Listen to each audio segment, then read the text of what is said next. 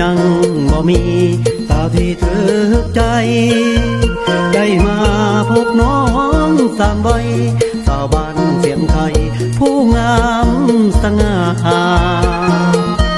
ได้มาพบน้องเนื้อทองงามปานดาราเห็นแล้วบ่อยากจากลาเคยนี้อยากมานั่งแยงทุกวันลงหาแจ่มจันทร์จอมควัน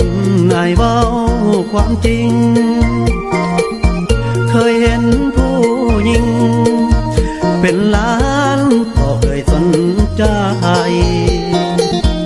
มาถึงวันนี้ยอมรับว่าลงไหลสาวบ้านเสียงไทยอายอยากได้เมื่อเป็นคู่สอนหัวใจอาวรณ์ที่ทำหอนย้ำไม่จากลาย่านหนุ่มเศรษฐีเงินหน้าย่านเข้ามาซื้อใจงามงอน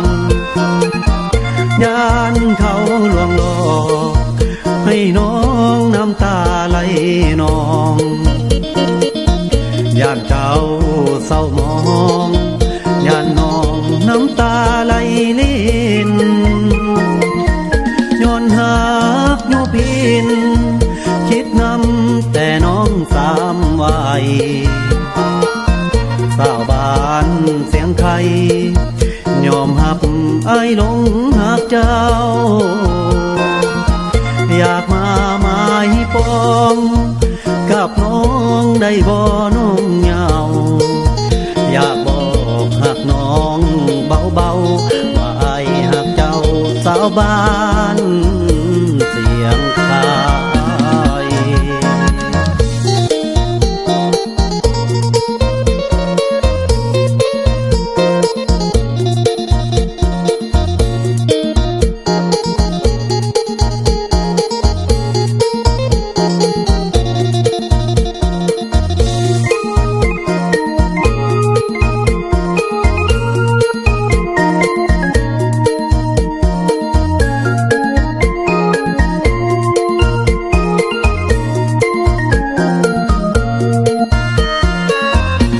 ใจอา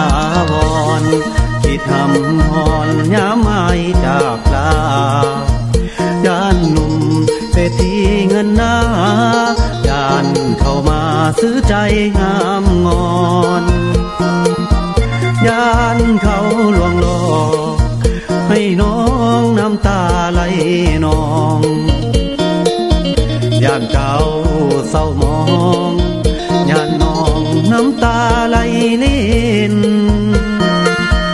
ย้อนหักโยพินคิดนำแต่น้องสามวัยสาวบ้านเสียงไทยยอมหับไอ้หลงหักเจ้าอยากมาหมายปองกับน้องได้บ่น้องเหงาอยากบอกหักน้องเบาๆว่าไอ้หักเจ้าสาวบ้าน